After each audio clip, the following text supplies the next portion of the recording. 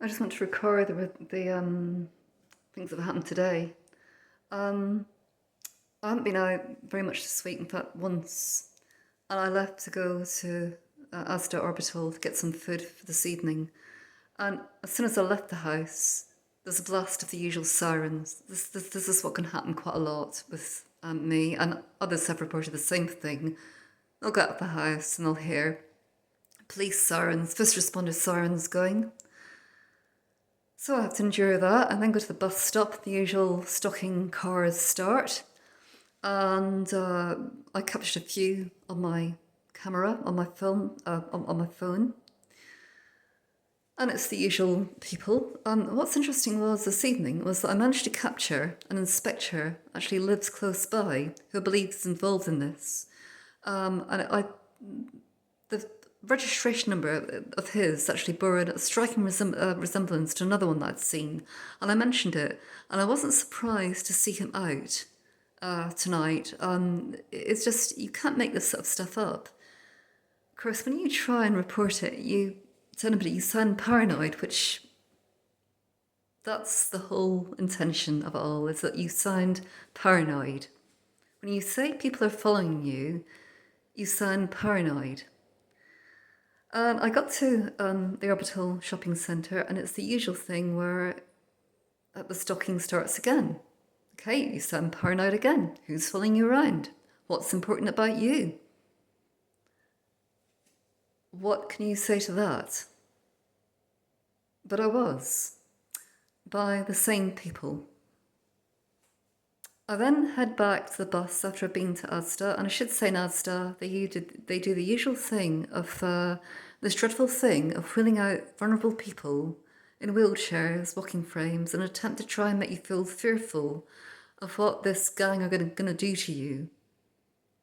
And tonight was no exception. There was a lady in a wheelchair minus a foot, and given all I'm going through, it's hardly surprising. But they use vulnerable people like this, which is just astonishing, as a scare tactic. It's what these gangs do. So I then headed back to the bus stop. I'm grateful, I must admit, to get back on the bus. And I spotted this young chap, and my instincts kicked in that, the usual sort of stuff with these people. Usual headphones on. I got on the bus and got off the bus again.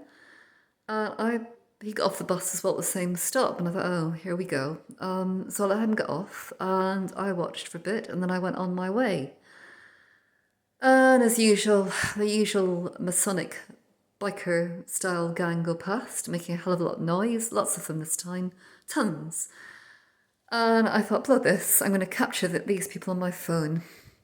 And so I walked down towards the Peakmere Lagoon, and I attempted to get them on film, and I got some of them.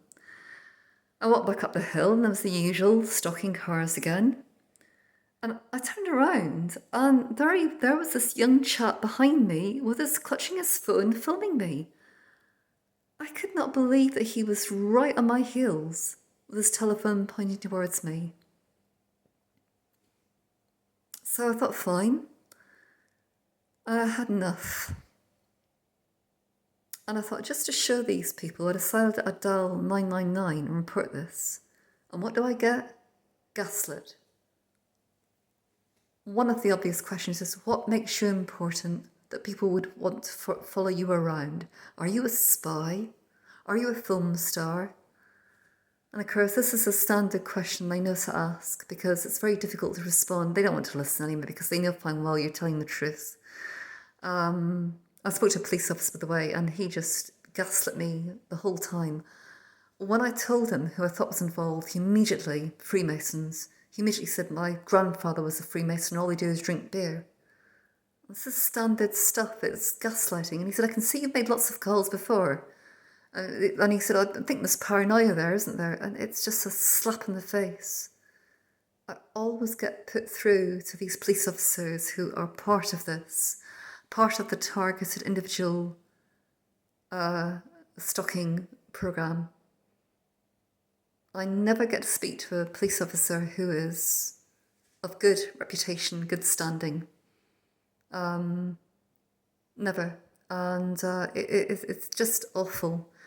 But to be called paranoid, but for him to tell me that his grandfather was a Freemason, and that, that people are always saying it's the Freemasons and blah, blah, blah. It's a serious telephone conversation, and that's what I got. And I suggested he needed training because his attitude was just awful.